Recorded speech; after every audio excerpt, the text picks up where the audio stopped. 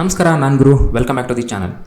Friends, ಈ ವಿಡಿಯೋದಲ್ಲಿ ನಾನು ಝೀರೋದ ಒಂದು ಅಪ್ಡೇಟ್ ಬಂದಿದೆ ಹೊಸದಾಗಿ. ಅಂದರೆ ಈ ಅಪ್ಡೇಟ್ ಮುಂಚೆನೇ ಇತ್ತು, ಬಟ್ ಈ ಅಪ್ಡೇಟಲ್ಲಿ ತುಂಬ ಚೆನ್ನಾಗಿ ಇತ್ತೀಚೆಗೆ ಒಂದು ಫಂಡಮೆಂಟಲ್ ಅನಾಲಿಸಿಸ್ ನಾವು ಮಾಡ್ಬೋದಾಗಿದೆ ಝೀರೋದ ಟರ್ಮಿನಲ್ಲಿ. ಸೊ ನಾವು ಏನಾದರೂ ಫಂಡಮೆಂಟಲ್ ಅನಾಲಿಸಿಸ್ ಮಾಡಬೇಕು ಅಂತಂದರೆ ಬೇರೆ ಯಾವುದೋ ವೆಬ್ಸೈಟಿಗೆ ಹೋಗುವಂಥ ಅವಶ್ಯಕತೆ ಇಲ್ಲ. ನಾವು ಇಲ್ಲೇ ಬೇಸಿಕ್ಕಾಗಿ ಕೆಲವೊಂದಿಷ್ಟು ಫಂಡಮೆಂಟಲ್ ಅನಾಲಿಸಿಸ್ ಏನಿದೆ ತುಂಬ ಈಸಿಯಾಗಿ ಇಲ್ಲೇ ಮಾಡ್ಬೋದು. ಇಲ್ಲಿ ನೀವು ಹೋದರೆ ನೋಡ್ತಾ ಇರ್ಬೋದು, ಇಲ್ಲಿ ಒಂದಿಷ್ಟು ಸ್ಟಾಕ್ಸ್ಗಳು ನಿಮಗೆ ಕಾಣ್ತಾ ಇದೆ. ಸೊ ನಾನು ಇದರಲ್ಲಿ ಏನು ಮಾಡ್ತೀನಿ ಅಂದರೆ ರ್ಯಾಂಡಮ್ ಆಗಿ ಯಾವುದೋ ಈಗ ಟಾಟಾ ಮೋಟರ್ಸ್ ಅಂತ ತೊಗೊಳ್ತೀನಿ. ಇಲ್ಲಿ ಫಂಡಮೆಂಟಲ್ ಬೇಸಿಕ್ಕಾಗಿ ಅನಾಲಿಸಿಸ್ ಮಾಡಬೇಕು ಅಂತಂದರೆ ಈ 3 ಡಾಟ್ಸ್ ಏನು ಕಾಣ್ತಾ ಇದೆ, ಇದು ನೀವು ಇಲ್ಲಿ ಕ್ಲಿಕ್ ಮಾಡಿದಾಗ ಇಲ್ಲಿ ಫಂಡಮೆಂಟಲ್ಸ್ ಅಂತ ಕಾಣುತ್ತೆ. ಈ ಫಂಡಮೆಂಟಲ್ಸ್ನ ಕ್ಲಿಕ್ ಮಾಡಿದಾಗ ಈ ಥರ ನಿಮಗೊಂದು ಓವರ್ವ್ಯೂ ಕಾಣುತ್ತೆ. ಇದು ಮುಂಚೆ ತುಂಬ ಬೇಸಿಕ್ ಆಗಿತ್ತು, ಈಗ ಟಿಜೋರಿ ಪಾರ್ಟ್ನರ್ಶಿಪ್ ಮಾಡ್ಕೊಂಡ್ರಿಂದ ತುಂಬ ಚೆನ್ನಾಗಿದೆ ನಮಗೆ ಕಾಣುತ್ತೆ. ತುಂಬ ಬೇಸಿಕ್ ಇದ್ದಿದ್ದು ತುಂಬ ಅಡ್ವಾನ್ಸ್ ಆಗಿ ಕಾಣ್ತಾ ಇದೆ. ಈಗ ಇಲ್ಲಿ ನೋಡ್ಬೋದು ಟಾಟಾ ಮೋಟರ್ಸು.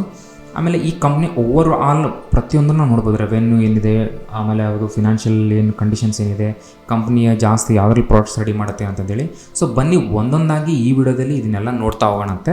ಈಗ ನಾನು ತೊಗೊಂಡು ಟಾಟಾ ಮೋಟರ್ಸಲ್ಲಿ. ಸೊ ಟಾಟಾ ಮೋಟರ್ಸ್ ಮೇನಾಗಿ ಅದೊಂದು ಏನು ಮ್ಯಾನುಫ್ಯಾಕ್ಚರಿಂಗ್ ಜಾಸ್ತಿ ಅಂತಂದರೆ ಅದೊಂದು ಕಮರ್ಷಿಯಲ್ ವೆಹಿಕಲ್. ಆಮೇಲೆ ನಾವು ಇಲ್ಲೇ ನೋಡ್ಬೋದು ಲಾಸ್ಟ್ 1 ಇಯರಿಂದ ಅದು ಅರೌಂಡ್ 65% ಅಷ್ಟು ಮೂವು ಇದರಲ್ಲಿ ನಮಗೆ ಸಿಕ್ಕಿದೆ. ಸೊ ಇದು ನಮಗೆ ಲಾರ್ಜ್ ಕ್ಯಾಪ ಸ್ಮಾಲ್ ಕ್ಯಾಪನ ತುಂಬ ಈಸಿಯಾಗಿ ಗೊತ್ತಾಗ್ಬಿಡುತ್ತೆ, ಲಾರ್ಜ್ ಕ್ಯಾಪ್ ಅಂತಂದೇಳಿ ನೋಡ್ಕೋಬೋದು. ಅದಾದಮೇಲೆ ನಮಗೆ ಇಲ್ಲಿ ಓವರ್ವ್ಯೂ. ಸೊ ಟಾಟಾ ಮೋಟಾರ್ಸು ಒಂದು ಕಂಪ್ನಿಯ ಓವರ್ವ್ಯೂ, ಅಂದರೆ ಈ ಕಂಪ್ನಿ ಯಾವುದರಲ್ಲಿ ಜಾಸ್ತಿ ಒಂದು ಮ್ಯಾನುಫ್ಯಾಕ್ಚರಿಂಗ್ ಯಾವ ಒಂದು ಇದರಲ್ಲಿದೆ ಅಂತಂದೇಳಿ. ಸೊ ಅದರಲ್ಲಿ ನಾವು ನೋಡಿದಾಗ ಇಲ್ಲಿ ಕಂಪ್ನಿದು ಲೀಡರ್ ಇನ್ ಆಟೋಮೊಬೈಲ್ ಮ್ಯಾನುಫ್ಯಾಕ್ಚರಿಂಗ್ ಮತ್ತು ವೈಡ್ ರೇಂಜ್ ಆಫ್ ವೆಹಿಕಲ್ಸ್ ಇವ್ರದ್ದಿದೆ. ಆಮೇಲೆ ಫೋರ್ಫ್ರಂಟ್ ಆಫ್ ಇಂಡಿಯನ್ ಎಲೆಕ್ಟ್ರಿಕ್ ವೆಹಿಕಲ್ ಇದರಲ್ಲಿ ತುಂಬ ಒಂದು ಒಳ್ಳೆ ಹಿಡಿತ ಟಾಟಾ ಮೋಟಾರ್ಸ್ದಿದೆ. ಎಲೆಕ್ಟ್ರಿಕ್ ವೆಹಿಕಲ್ಸಲ್ಲಿ ಒಂದು ಒಳ್ಳೆ ಲೀಡರ್ಶಿಪ್ನ ಟಾಟಾ ಮೋಟಾರ್ಸು ಇದನ್ನು ಮಾಡ್ತಾ ಇದೆ ಎಟ್ ಪ್ರೆಸೆಂಟ್ ಇವತ್ತಿನ ಇದಕ್ಕೆ. ಈಗ ಹಾಗೆ ನಾವು ಟಾಟಾ ಮೋಟಾರ್ಸ್ದೊಂದು ಬೇಸಿಕ್ ಫಂಡಮೆಂಟಲ್ ಅನಾಲಿಸಿಸ್ ಮಾಡೋದಕ್ಕೆ ನಾವು ಒಂದಿಷ್ಟು ರೇಷೋಗಳನ್ನ ನೋಡ್ತೀವಿ. ಅದರಲ್ಲಿ PE ರೇಷೋ ಏನಿದೆ, ಸೆಕ್ಟರ್ PE ಏನಿದೆ, ಆಮೇಲೆ ಅದು ಈ ಸ್ಟಾಕ್ನ PB ರೇಷೋ ಏನಿದೆ, ಡಿವಿಡೆಂಡ್ ಯೀಲ್ಡ್ ಏನು ಕೊಡ್ತಾ ಇದ್ದಾರೆ, ಆಮೇಲೆ ರಿಟರ್ನ್ ಆನ್ ಈಕ್ವಿಟಿ ಎಷ್ಟಿದೆ, ಆಮೇಲೆ ಲಾಸ್ಟ್ ಅಂದರೆ 52 ವೀಕ್ ಲೋ ಎಷ್ಟಿತ್ತು, 52 ವೀಕ್ ಹೈ ಎಷ್ಟಿದೆ, ಅದು ಇಲ್ಲಿ ನಮ್ಗೆ ಸಿಗ್ತಾ ಇದೆ. ಇದನ್ನೆಲ್ಲ ನೋಡಿದ ಮೇಲೆ ನಮಗೆ YTD ಅಂದರೆ ಇಯರ್ ಟಿಲ್ ಡೇಟ್ ಅಂತಂದೇಳಿ, ಇಯರ್ ಟಿಲ್ ಡೇಟ್ವರೆಗೂ ಯಾವ ಥರ ಮೂವ್ ಸಿಕ್ಕಿದೆ ಒಂದು ಗ್ರಾಫ್ ಮುಖಾಂತರ ನಾವಿಲ್ಲಿ ನೋಡ್ಬೋದು. ಆಮೇಲೆ 1 ಮಂತ್, 1 ಇಯರು, ಆಮೇಲೆ 3 ಇಯರ್ಸು, 5 ಇಯರ್ಸ್ ಇದನ್ನೆಲ್ಲ ನಾವು ನೋಡ್ಕೋಬೋದು. ಇನ್ನೊಂದು ಇದ್ರಲ್ಲಿ ಮೇನ್ ಇಂಟ್ರೆಸ್ಟಿಂಗ್ ಏನು ಅಂತಂತಂದರೆ ನನಗೆ ತುಂಬ ಇಷ್ಟ ಆಗೋದು ಅಂತಂದರೆ ಇಲ್ಲಿ ನೋಡ್ತಾ ಇರ್ಬೋದು ನಿಫ್ಟಿ ಆಟೋ ಅಂತಂದೇಳಿ. ಸೊ ನಿಫ್ಟಿ ಆಟೋ ಅಂತಂದರೆ ಆಟೋ ಸೆಕ್ಟರ್ದು ಒಂದು ಏನು ಇಂಡೆಕ್ಸ್ ಮಾಡಿರ್ತಾರೆ. ಸೊ ಅದಕ್ಕೆ ಕಂಪೇರ್ ಮಾಡಿದರೆ ಟಾಟಾ ಮೋಟರ್ಸು ಯಾವ ಒಂದು ರೀತಿಯಲ್ಲಿ ಪರ್ಫಾರ್ಮ್ ಮಾಡಿದೆ ಅಂತಂದೇಳಿ. ಸೊ ನಾನು ಲಾಸ್ಟ್ 5 ಇಯರ್ಸ್ ಹಾಕಿ ಇಲ್ಲಿ ನಿಫ್ಟಿ ಆಟೋ ಅಂತ ಕ್ಲಿಕ್ ಮಾಡ್ತಾ ಇದ್ದೀನಿ. ಲಾಸ್ಟ್ 5 ಇಯರ್ಸಿಗೆ ಕಂಪೇರ್ ಮಾಡಿಕೊಂಡ್ರೆ ನಿಫ್ಟಿ ಆಟೋ ಇಂಡೆಕ್ಸಿಗೆ ಟಾಟಾ ಮೋಟರ್ಸ್ ಸ್ಟಾಕ್ ಏನಿದೆ ಪರ್ಟಿಕ್ಯುಲರ್ ಏನು ರಿಟರ್ನ್ಸ್ ಸಿಕ್ಕಿದೆ ಅಂತ ನೋಡೋದಾಗಿದ್ರೆ ಇಲ್ಲಿ ನಾವು ನೋಡ್ತಾ ಇರ್ಬೋದು. ಇಲ್ಲಿವರೆಗೂ ನೋಡಿದರೆ ಸ್ಟಾಕು ನಿಫ್ಟಿ ಆಟೋ ಏನಿದೆ ಇಂಡೆಕ್ಸ್ ಇದು 233% ಮೂವ್ಮೆಂಟ್ ಸಿಕ್ಕಿದ್ರೆ ನಮಗೆ ಟಾಟಾ ಮೋಟರ್ಸಲ್ಲಿ ಆಲ್ಮೋಸ್ಟು 520% ಒಂದು ಮೂವ್ ಸಿಕ್ಕಿದೆ ಅಂತಂದೇಳಿ. ಸೊ ತುಂಬ ಸಿಂಪಲಾಗಿ ಹೇಳಬೇಕು ಅಂತಂದರೆ ಈ ಯೆಲ್ಲೋ ಲೈನ್ ಬಂದುಬಿಟ್ಟು ನಿಫ್ಟಿ ಆಟೋನ ಇಂಡೆಕ್ಸು, ಈ ಬ್ಲೂ ಲೈನ್ ಬಂದುಬಿಟ್ಟು ಸ್ಟಾಕ್ನ ಒಂದು ಗ್ರಾಫು. ಈ ಬ್ಲೂ ಲೈನ್ ಏನಾದರೂ ಈ ಇಂಡೆಕ್ಸ್ ಏನು ಯೆಲ್ಲೋ ಲೈನ್ ಕಲರ್ ಏನಿದೆ ಇದ್ರ ಮೇಲ್ಗಡೆ ಇದೆ ಅಂತಂದರೆ ತುಂಬ ಒಂದು ಒಳ್ಳೆ ಸ್ಟಾಕು, ತುಂಬ ಒಳ್ಳೆ ರ್ಯಾಲಿ ಕೊಟ್ಟಿದೆ, ತುಂಬ ಒಂದು ಒಳ್ಳೆ ಒಂದು ಮೂವ್ ಕೊಟ್ಟಿದೆ ಅಂತಂದೇಳಿ. ಅದನ್ನು ತುಂಬ ಬೇಸಿಕ್ಕಾಗಿ ಇಲ್ಲಿ ನಾವು ನೋಡ್ಬೋದು ಕಂಪೇರ್ ಮಾಡಿಕೊಂಡು. ಇದೆಲ್ಲ ಬೇಸಿಕ್ ಇನ್ಫಾರ್ಮೇಷನ್ ನಾವು ಇಲ್ಲಿ ನೋಡಿದ ಮೇಲೆ ಇಲ್ಲಿ ನಾವು ರೆವೆನ್ಯೂ ಅಂತ ಹೋದ ತಕ್ಷಣವೇ ಕಂಪನಿಯ ಪ್ರಾಡಕ್ಟ್ಸ್ ಬಗ್ಗೆ ನಮ್ಗೆ ಸಿಗುತ್ತೆ. ನಮಗೆ ಮೇನ್ ಗೊತ್ತಾಗಬೇಕಾಗಿರುತ್ತೆ ಕಂಪನಿಯ ಪ್ರಾಡಕ್ಟ್ಸು ಏನಿದೆ, ಯಾವ ಪ್ರಾಡಕ್ಟ್ಸ್ ರೆಡಿ ಮಾಡುತ್ತೆ ಅಂತಂದೇಳಿ. ಇವ್ರದ್ರಲ್ಲಿ 69% ಜಾಗ್ವಾರ್ ಆ್ಯಂಡ್ ಲ್ಯಾಂಡ್ ರೋವರ್ ಇದೆ. ಕಮರ್ಷಿಯಲ್ ವೆಹಿಕಲಲ್ಲಿ ಆಲ್ಮೋಸ್ಟ್ 18% ಇದೆ. ಪ್ಯಾಸೆಂಜರ್ ವೆಹಿಕಲ್ಸಲ್ಲಿ 12% ಇದೆ. ವೆಹಿಕಲ್ ಫಿನಾನ್ಸಿಂಗಲ್ಲಿ 0.82% ಮತ್ತು ಅದರ್ಸಲ್ಲಿ 0.13%. ಅದೇ ರೀತಿ ನಾವಿಲ್ಲಿ ಹಿಸ್ಟಾರಿಕಲ್ ಇದನ್ನು ಚೆಕ್ ಮಾಡಿದಾಗ ಇಲ್ಲಿ ಇಲ್ಲಿ ಕೆಳಗಡೆ ನೋಡ್ತಾ ಇರ್ಬೋದು ವೆಹಿಕಲ್ ಫಿನಾನ್ಸ್ ಅಂದರೆ ಇದೊಂದು ಏನು ಲೈನ್ಸ್ ಏನು ಬರ್ತಾ ಇದೆ, ಇದನ್ನು ನಾವು ಇಲ್ಲಿ ಕ್ಲಿಕ್ ಮಾಡಿದಾಗ ಯಾವ ವರ್ಷದಲ್ಲಿ ಪ್ರೊಡಕ್ಷನ್ಸ್ ಏನು ಜಾಸ್ತಿ ಆಗಿದೆ ಅನ್ನೋದು ನಮ್ಗೆ ಇಲ್ಲಿ ಸಿಗ್ತಾ ಹೋಗುತ್ತೆ. ಇಲ್ಲಿ ನಾವು ನೋಡ್ತಾ ಇರ್ಬೋದು ಈ ಮಾರ್ಚ್ 2021ರಲ್ಲಿ ಲ್ಯಾಂಡ್ ರೋವರ್ ಜಾಗ್ವಾರ್ದು ಅಲ್ಲಿ ಆಲ್ಮೋಸ್ಟ್ 78% ಇರೋದು ಪ್ರಾಡಕ್ಟ್ಸು. ಆಮೇಲೆ ಕಮರ್ಷಿಯಲ್ ವೆಹಿಕಲ್ಸಲ್ಲಿ 13%, ಪ್ಯಾಸೆಂಜರ್ ವೆಹಿಕಲಲ್ಲಿ 6%, ವೆಹಿಕಲ್ ಫೈನಾನ್ಸಲ್ಲಿ 1.8%. ಸೊ ಕಂಪೇರ್ ಮಾಡ್ಕೊಳ್ತಾ ಇಲ್ಲಿಗೆ ಬಂದ್ವಿ ಅಂತಂದರೆ ಆಲ್ಮೋಸ್ಟ್ ಅಂದರೆ ಲಾಸ್ಟ್ 2021ರಿಂದ 2024ವರೆಗೂ ಆಲ್ಮೋಸ್ಟ್ ಒಂದೇ ಲೆವೆಲಲ್ಲಿ ಟಾಟಾ ಮೋಟರ್ಸು ಏನು ಮೂಮೆಂಟ್ ಏನಿದೆ ಅದರದ್ದು ಪ್ರಾಡಕ್ಟ್ಸ್ ಮೂಮೆಂಟ್ ಏನಿದೆ ಸೇಮ್ ಇದೆ ಅಂತ ನಮಗೆ ಗೊತ್ತಾಗ್ತಾ ಇದೆ. ಇದಾದಮೇಲೆ ಲೊಕೇಶನ್.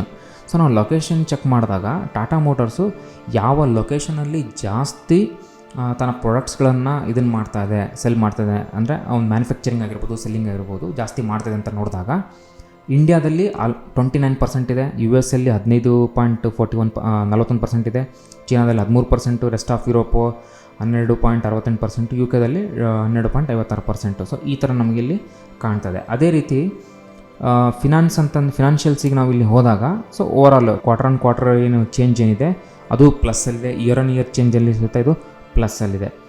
ಸೊ ಲಾಸ್ಟ್ 3 ಇಯರ್ಸಿಂದ ನಾವು ಇಲ್ಲಿ ನೋಡಿದಾಗ ನೀವು ನೋಡ್ತಾ ಇರ್ಬೋದು ಕಂಪನಿಯ ಒಂದು ಏನು ಪ್ರಾಫಿಟ್ ಏನಿದೆ 31,399 ಕೋಟಿ ಇದೆ, ಪ್ಲಸ್ ಡೆಟ್ ಏನಿದೆ ಕಂಪ್ನಿದು ಸಹಿತ ನಮಗೆ ಡೆಟ್ ಸಹಿತ ಇಲ್ಲಿ ಕಂಪ್ನಿ ಕಾಣ್ತದೆ. 98,500 crores ಆಫ್ ಡೆಟ್ ನಮಗೆ ಕಾಣ್ತಾ ಇದೆ.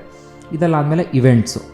ಈ ಇವೆಂಟ್ಸ್ನ ನಾವಿಲ್ಲಿ ಕ್ಲಿಕ್ ಮಾಡಿದಾಗ ಆ್ಯಸ್ ಯೂಶುವಲ್ ನಮಗೆ ಆ್ಯನ್ಯುವಲ್ ರಿಪೋರ್ಟ್ ಆಗಿರ್ಬೋದು, ಡಿವಿಡೆಂಡ್ ಎಷ್ಟು ಕೊಡ್ತಾ ಇದ್ದಾರೆ. ಸೊ ಈ ರೀಸೆಂಟಾಗಿ ಜೂನ್ 11ಕ್ಕೆ ಇವ್ರದ್ದು ಡಿವಿಡೆಂಡು ₹3 ಪರ್ ಶೇರಿಗೆ ಇದನ್ನು ಮಾಡೋದಕ್ಕೆ ಇದು ಕೊಟ್ಟಿದ್ದಾರೆ. ಸೊ ಇದೆಲ್ಲ ನಮಗೆ ಬೇಸಿಕ್ ಇದು ನಮಗೆ ಇವೆಂಟ್ಸಲ್ಲಿ ಸಿಗುತ್ತೆ. ಇದಾದಮೇಲೆ ನ್ಯೂಸ್ ಅಂತ ಹೋದಾಗ ಪರ್ಟಿಕ್ಯುಲರ್ ಸ್ಟಾಕ್ ಏನಾದರೂ ನ್ಯೂಸ್ ಇತ್ತು, ಆ ಸೆಕ್ಟರ್ ಸಂಬಂಧಪಟ್ಟಂಗೆ ನ್ಯೂಸ್ ಏನಾದರೂ ಇದ್ದರೆ ನಮಗೆ ಸಿಗುತ್ತೆ. ಅಟ್ ಪ್ರೆಸೆಂಟ್ ಇದು ಕಮಿಂಗ್ ಸೂನ್ ಅಂತ ಇನ್ನೇನು ಅಪ್ಡೇಟ್ ಆಗಿಲ್ಲ. ಸೊ ಬರೋ ಮುಂದಿನ ದಿವಸದಲ್ಲಿ ಇದು ಅಪ್ಡೇಟ್ ಆಗ್ಬೋದು. ಇದು ನನಗನ್ಸು ತುಂಬ ಒಳ್ಳೆಯದು. ಏನಾದರೂ ನೀವೊಂದು ಸ್ಟಾಕ್ನ ತುಂಬ ಫಾಸ್ಟಾಗಿ ನೋಡಬೇಕು ಅಂದರೆ ಒಂದು ಫಂಡಮೆಂಟಲ್ಸ್ ನೋಡಬೇಕು ಅಂತಂದರೆ ತುಂಬ ಫಾಸ್ಟಾಗಿ ಈಸಿಯಾಗಿ ಅರ್ಥ ಆಗೋ ರೀತಿಯಲ್ಲಿ ನಾವೆಲ್ಲ ನೋಡ್ಬೋದು. ಈ ರ್ಯಾಂಡಮಾಗಿ ಯಾವುದೋ ಒಂದು ಸ್ಟಾಕ್ ತೊಗೊಳ್ಳೋಣ ಇಲ್ಲಿ, ಮತ್ತು ಇಲ್ಲ ನನ್ನದು JWL ಅಂತಂದೇಳಿ ಇದನ್ನು ನಾನು ಹೋಗಿ ಇಲ್ಲಿ ಫಂಡಮೆಂಟಲ್ಸಲ್ಲಿ ಕ್ಲಿಕ್ ಮಾಡಿದ ತಕ್ಷಣ JWL ರೈಲ್ವೆ ವ್ಯಾಗನ್ಸ್ ಅಂತಂದೇಳಿ ಬರ್ತಾ ಇದೆ. ಈ ಕಂಪ್ನಿ ಅವರು ನೋಡ್ತಾ ಇರ್ಬೋದು. Commercial engineers and body builders company limited is a leading designer and manufacture in India, producing vehicle and locomotive bodies for commercial vehicles including wagon refurbishment and component manufacturing for railways. So ಈ company ಯಾವ ಒಂದು ಇದಕ್ಕೆ ಸೇರಿದ್ದು ಅಂದರೆ ನೋಡಿ 28,000 ಕೋಟಿ ಚಿಲ್ಲರೆ ಇದ್ರೂ ಸಹಿತ ಇದು ಒಂದು ಸ್ಮಾಲ್ ಕ್ಯಾಪ್ ಕಂಪನಿ. ಸೊ ಕಂಪನಿಯ 52 ವೀಕ್ ಲೋ ನೋಡ್ಬೋದು, 52 ವೀಕ್ ಹೈ ನೋಡ್ಬೋದು. ಅದೇ ರೀತಿ ಈ ಕಂಪ್ನಿನ ನಾವು ನಿಫ್ಟಿ ಇನ್ಫ್ರಾಸ್ಟ್ರಕ್ಚರಿಗೆ ನಾವು ಕಂಪೇರ್ ಮಾಡಿದಾಗ ಯಾವ ರೀತಿ ಮೂಮೆಂಟ್ ಕೊಟ್ಟಿದೆ ಅಂತ ನೋಡೋದಾದರೆ ಒಂದು ಒಳ್ಳೆ ಮೂಮೆಂಟ್ ಅಂದರೆ ಒಂದು ಒಳ್ಳೆಯ ಒಂದು ರಿಟರ್ನ್ಸ್ ನಮಗೆ ಕೊಟ್ಟಿದೆ. ನಿಫ್ಟಿ ಇನ್ಫ್ರಾಸ್ಟ್ರಕ್ಚರ್ 5 ಇಯರ್ಸ್ ನಾವು ಕ್ಲಿಕ್ ಮಾಡಿದಾಗ 171% ಇತ್ತು ಅಂತಂದರೆ ಈ ಪರ್ಟಿಕ್ಯುಲರ್ ಸ್ಟಾಕ್ ಏನಿದೆ 4,067.37% ಅಷ್ಟು ರಿಟರ್ನ್ಸ್ ನಮಗಿಲ್ಲಿ ಸಿಕ್ಕಿದೆ ಈ ಸ್ಟಾಕಲ್ಲಿ. ಸೊ ಅಂದರೆ ಅರ್ಥ ತುಂಬ ಒಳ್ಳೆಯ ಒಂದು ಮೂಮೆಂಟ್ ಅಂದರೆ ಒಂದು ರಿಟರ್ನ್ ಸಿಕ್ಕಿದೆ ಅಂತಂದೇಳಿ ಈ ಸ್ಟಾಕಲ್ಲಿ, ಅಂದರೆ ಒಂದು ಒಳ್ಳೆ ಸ್ಟಾಕ್ ಅಂತಂದೇಳಿ. ಹಾಗಂತಂದರೆ ಇನ್ವೆಸ್ಟ್ ಮಾಡಿ ಅಂತಲ್ಲ, ಒಂದು ಓನ್ ಅನಾಲಿಸಿಸ್ ಮಾಡಿ ಎಲ್ಲ ರೀತಿಯಿಂದ ನೋಡಿಬಿಟ್ಟು ನೀವು ಇದನ್ನು ಮಾಡಿ. ಬಟ್ ಇಲ್ಲಿ ಕಂಪೇರ್ ಮಾಡಿದಾಗ ನಿಫ್ಟಿ ಇನ್ಫ್ರಾಸ್ಟ್ರಕ್ಚರ್ಗಿಂತ ತುಂಬ ಒಂದು ಒಳ್ಳೆ, ಸಿಂಪಲಾಗಿ ಹೇಳಬೇಕಂದ್ರೆ ಈ ನಿಫ್ಟಿ ಇನ್ಫ್ರಾಸ್ಟ್ರಕ್ಚರ್ಗಿಂತ ತುಂಬ ಸ್ವಲ್ಪ ಮೇಲೆ ಇದೆ, ಅದರ ನಿಯರ್ ಹತ್ರ ಇದೆ ಅಂತಂದರೆ ಒಂದು ಒಳ್ಳೆಯ ಸ್ಟಾಕ್ ಅಂತ ಹೇಳ್ಬೋದು ಅಂದರೆ ರಿಟರ್ನ್ಸ್ ಇದರಲ್ಲಿ. ಆಮೇಲೆ ಇದರ ಪಿ ರೇಷಿಯೋ, ಈ ಸ್ಟಾಕ್ನ ಪಿ ರೇಷಿಯೋ ಇದೆಲ್ಲ ನಾವು ಇಲ್ಲಿ ನೋಡ್ಬೋದು. ಅದೇ ರೀತಿ ರೆವೆನ್ಯೂ ಸಿಂಪಲ್ ಇಲ್ಲಿ ನಾವು ನೋಡಿದಾಗ ಪ್ರಾಡಕ್ಟ್ಸ್ ಅಂದರೆ ಯಾವುದ್ರಲ್ಲಿ ಜಾಸ್ತಿ ರೆವೆನ್ಯೂ ಬರುತ್ತೆ. ರೈಲ್ವೆ ವ್ಯಾಗನ್ಸಲ್ಲಿ 78% ಇದೆ, ಲೋಡ್ ಬಾಡೀಸ್ ಫಾರ್ ಆಟೋಮೇಟಿವ್ ವೆಹಿಕಲ್ಸಲ್ಲಿ 15%, ಕಂಟೈನರ್ಸು, CMS ಕ್ರಾಸಿಂಗ್ ಅದರ್ಸು ಇದರಲ್ಲೆಲ್ಲ ನಮಗೆ ಗೊತ್ತಾಗುತ್ತೆ. ಸೊ ಇದು ತುಂಬ ಇಂಪಾರ್ಟೆಂಟ್. ಪ್ರಾಡಕ್ಟ್ ಕಂಪ್ನಿ ಯಾವ್ದು ಮಾಡ್ತಾಯಿದೆ, ಯಾವ ಪ್ರಾಡಕ್ಟ್ ತುಂಬ ಜಾಸ್ತಿ ಕಂಪ್ನಿ ಸೆಲ್ ಮಾಡ್ತಾಯಿದೆ ಅನ್ನೋದ್ರ ಮೇಲೆ ರೆವೆನ್ಯೂ ಸಹಿತ ಡಿಪೆಂಡ್ ಆಗಿರುತ್ತೆ. ಅದಾದಮೇಲೆ ಲೊಕೇಶನ್ನು. ಸೊ 100% ಇವ್ರು ಮಾಡ್ತಾರಂತಹ ಪ್ರಾಡಕ್ಟ್ಸ್ ಏನಿದೆ ಇಂಡಿಯಾದಲ್ಲೇ ಒಂದು ಇದು ಆಗ್ತಾ ಇರೋಂಥದ್ದು ಅಂದರೆ ಸೇಲ್ ಆಗ್ತಾ ಇರೋಂಥದ್ದು. ಸೊ ಫಿನಾನ್ಷಿಯಲ್ ನೋಡಿದಾಗ ಈ ಕ್ವಾರ್ಟರ್ ಆನ್ ಕ್ವಾರ್ಟ್ರು ಮತ್ತು ಇಯರ್ ಆನ್ ಇಯರ್ ನೋಡ್ಬೋದು ಎಲ್ಲ ಪ್ಲಸ್ಸಲ್ಲೇ ಇದೆ. ಸೊ ಡೆಟ್ ನೋಡೋದಾದರೆ ಕಂಪ್ನಿದು ಆಲ್ಮೋಸ್ಟ್ 338 crores ಆಫ್ ಡೆಟ್ ಇದೆ, 334 ಕೋಟಿ ಪ್ರಾಫಿಟ್ ಇದೆ. ಆಮೇಲೆ ಶೇರ್ ಹೋಲ್ಡಿಂಗ್ ಪ್ಯಾಟ್ರನ್ಸ್ ಇದನ್ನು ಹೇಳೋದು ನಾನು ಮರೆತುಬಿಟ್ಟಿದ್ದೆ. ಇಲ್ಲಿ ನೋಡಿ ಶೇರ್ ಹೋಲ್ಡಿಂಗ್ ಪ್ಯಾಟ್ರನ್ಸಲ್ಲಿ ನಮಗೆ ಈಸಿಯಾಗಿ ಶೇರ್ ಹೋಲ್ಡಿಂಗ್ ಪ್ಯಾಟ್ರನ್ಸ್ ಸಹಿತ ನಾವು ನೋಡ್ಬೋದು. 70% ಇದನ್ನು ಪ್ರಮೋಟರ್ಸೇ ಹೋಲ್ಡ್ ಮಾಡಿದ್ದಾರೆ, 15% FIS, DIS 1.75, ರಿಟೇಲರ್ಸ್ ಮತ್ತು ಅದರ್ಸ್ ಎಲ್ಲ ಸೇರಿದರೆ 7.8 ಆ್ಯಂಡ್ 4.3 ಆ ಥರ ಇವರು ಒಂದು ಶೇರ್ ಹೋಲ್ಡಿಂಗ್ ಪ್ಯಾಟ್ರನ್ ಇದೆ. ಮತ್ತು PRSಲ್ಲಿ ಬಂದಾಗ ಕಾಂಪಿಟೇಟರ್ಸ್ ಏನಿದ್ದಾರೆ ತಿತಗ್ರಾ, ಟೆಕ್ಸ್ ರೈಲು ಮತ್ತು ಟ್ರೂ ಟರ್ಬೈನ್ ಅಂತಂದೇಳಿ. ಸೊ ಇವರೆಲ್ಲ ಇವರ ಒಂದು PRS ಅಂದರೆ ಕಾಂಪಿಟೇಟರ್ಸು. ಇದು ಆಗಿತ್ತು ಝೀರೋದ ಒಂದು ಅಪ್ಡೇಟನ್ನು ನಿಮಗೆ ತಿಳಿಸ್ಕೊಡ್ಬೇಕಾಗಿತ್ತು. ಸೊ ಸುಮಾರು ಒಂದಿಷ್ಟು ಜನಕ್ಕೆ ಗೊತ್ತಿರುತ್ತೆ, ಒಂದಿಷ್ಟು ಜನಕ್ಕೆ ಗೊತ್ತಿರಲ್ಲ. ಸೊ ಯಾರಿಗೆ ಗೊತ್ತಿಲ್ಲ ಇವರಿಗೆ ತುಂಬ ಹೆಲ್ಪ್ಫುಲ್ ಆಗುತ್ತೆ ಅಂತ ಅಂದ್ಕೊಳ್ತೀನಿ. ನಾನು ನಿಮ್ಗೆ ಸಿಗ್ತೀನಿ ಮುಂದಿನ ವಿಡಿಯೋದಲ್ಲಿ. ಅಲ್ಲಿವರೆಗೂ ಕೀಪ್ ವಾಚಿಂಗ್. ನಿಮ್ಗೆ ಏನಾದರೂ ಈ ವಿಷಯ ಮುಂಚೆ ನನಗೆ ಗೊತ್ತಿತ್ತು ಅಂತಂದರೆ, ಇದನ್ನು ತುಂಬ ಮೊದಲಿಂದ ನಾನು ಯೂಸ್ ಮಾಡ್ತಾಯಿದ್ದೀನಿ ಅಂತಂದರೆ ಸೊ ಕಮೆಂಟಲ್ಲಿ ತಿಳಿಸಿ. ಮತ್ತು ಹೊಸ ಅಪ್ಡೇಟ್ ಬಗ್ಗೆ ಏನು ಅನ್ನಿಸ್ತಾ ಅನ್ನೋದು ಕೂಡ ಕಮೆಂಟಲ್ಲಿ ತಿಳಿಸಿ.